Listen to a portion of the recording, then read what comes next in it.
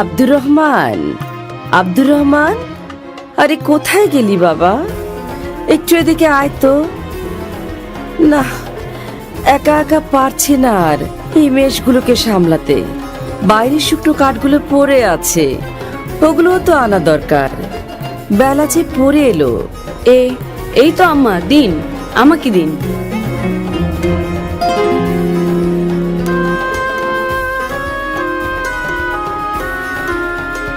আম্মা, আপনি ভেতরে গিয়ে বিশ্রাম নিন, আমি সব সামলে নেব।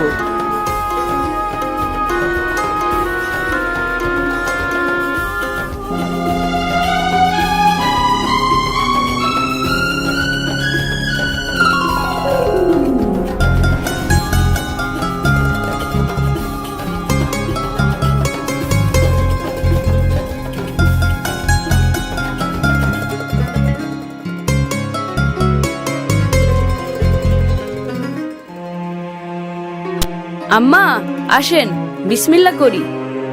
তুমি শুরু করো বাবা, আমার তেমন খিদে নেই।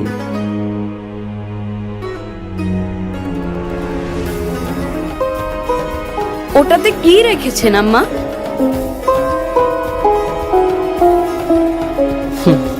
রেখেছি আমার স্বপ্ন।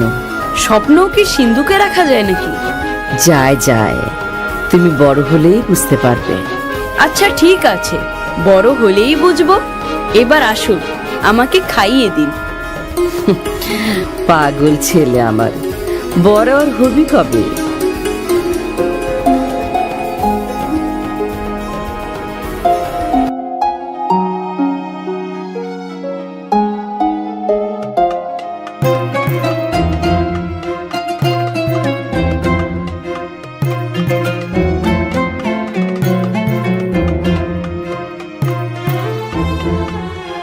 অমন করে কি দেখছো বাবা? তোমাকে প্রায়ই দেখি ছাদে এসে দূরে তাকিয়ে থাকো। কি আছে ওইদিকে? স্বপ্ন, স্বপ্ন আছে মা। আমি বুঝি বাবা, তোমার লেখাপড়া করার অনেক শখ। আল্লাহ করুন আমাদের দুজনের স্বপ্নই যেন পূরণ হয়। আমিন।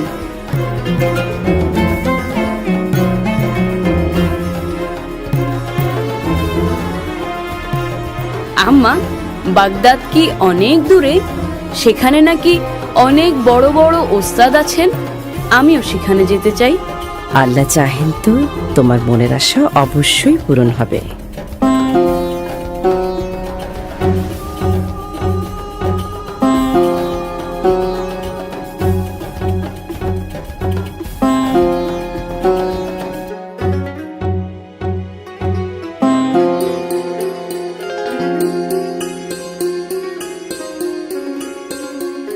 বড় মেহেরবানি আল্লাহর, আমাকে একটা সোনার ছেলে দান করেছেন।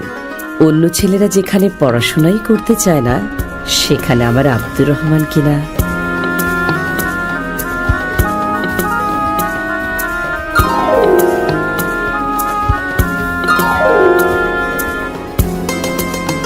আম্মা, আমি তৈরি, আমাকে দোয়া করে দিন।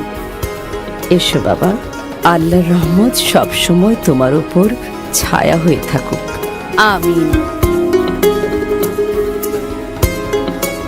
এই জামাটা পরে নাও, এর আস্তিনের নিচে 40টি স্বর্ণ মুদ্রা সেলাই করে দিয়েছি।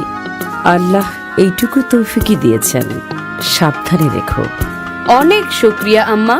আর হ্যাঁ, আমার শরীরটা ভালো যাচ্ছে না, কিয়ামতের আগে আর দেখা নাও হতে পারে।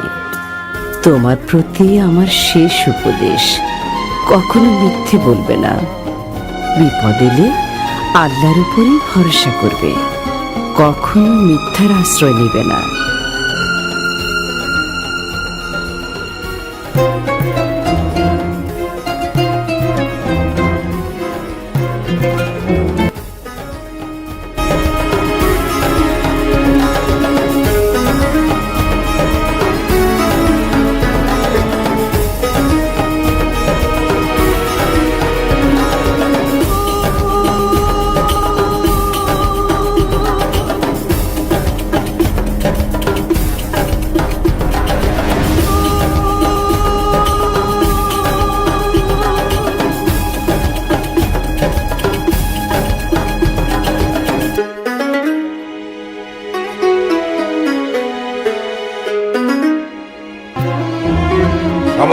হয় আরাম করে ঘুমাচ্ছে।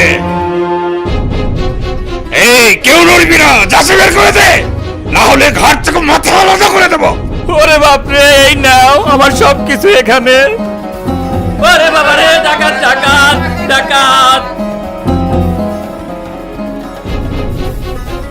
এই ছেলে, কোথা থেকে আসছো তুমি? হ্যাঁ, সবাই তোমারে থুয়ে পালাইয়া গেল। বিদেশ কাদের সাথে যাচ্ছ তুমি? গিয়ে কি করবা?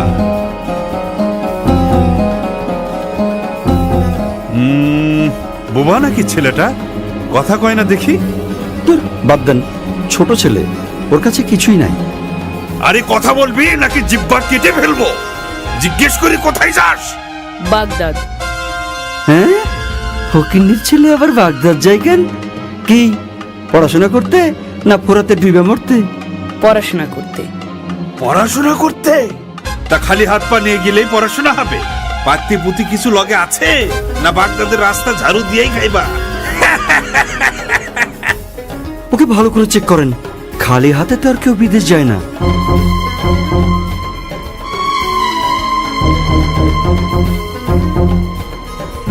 না, এর কাছে দেখে আসলেই কিছু নাই। বুঝছি, আসলেই ফকন্নির ছেলে। না, আমার আম্মা আমাকে যথাযথ খরচ দিয়েই কাফেলায় পাঠিয়েছেন। ও তাই নাকি? তা সেগুলো কোথায়? এরে সর্দারের কাছে নিয়ে চল। তাই চলেন।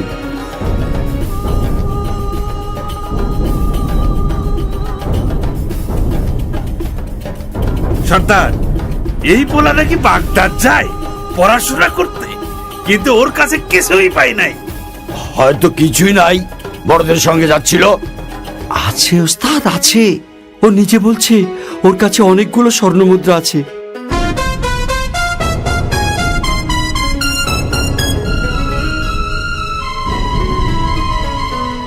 ভাই ছেলে, তোমার নাম কি?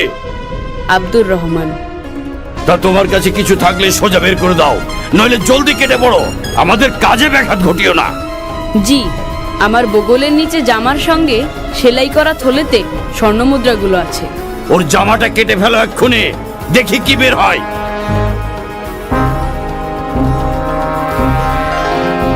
পেয়েছি সর্দার, 40টা খাঁটি স্বর্ণের মুদ্রা।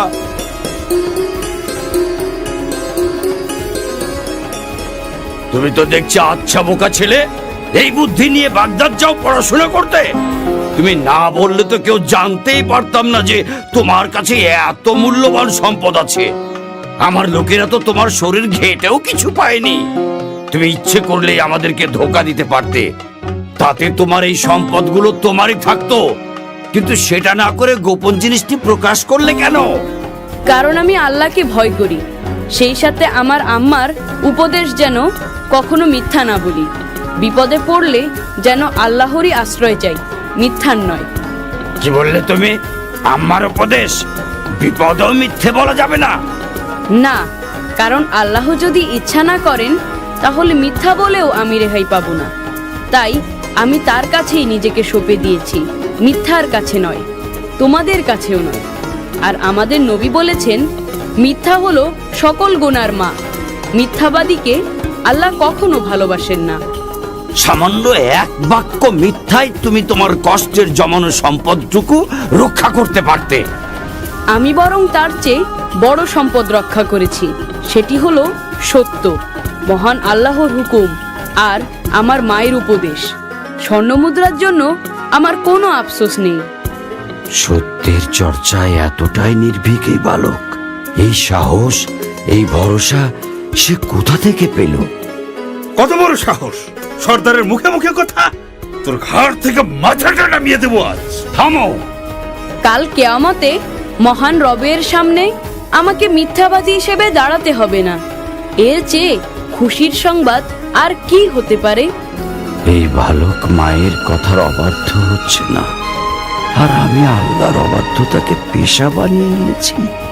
হায় খোদা, কি হবে আমার পরিণতি? আমাকেও তো একদিন মরতে হবে। কাল কিয়ামতে আল্লাহ যখন জিজ্ঞেস করবেন দুনিয়াতে আমাকে লুটপাট করার জন্য পাঠানো হয়েছিল কিনা, তখন আমি কি জবাব দেব? আমাকে তুমি ক্ষমা করে দাও বাবা, ক্ষমা করে দাও। আজ তুমি আমার চোখ খুলে দিয়েছো। কত শত মানুষকে আমি লুণ্ঠন করেছি, তাদেরকে পথে বসিয়েছি, পদে পদে আল্লাহর হুকুমের অবাধ্য হয়েছি। তুমি আমাকে সঠিক পথে তুলে নাও। সঠিক পথে তুলে নেবেন আল্লাহ, ক্ষমাও করবেন আল্লাহ। আপনি শুধু তার কাছে তওবা করুন আর প্রতিজ্ঞা করুন যে ভবিষ্যতে কোনো দিন আল্লাহর অবাধ্য হবেন না, ডাকাতি করবেন না, লুটতরাজ করবেন না।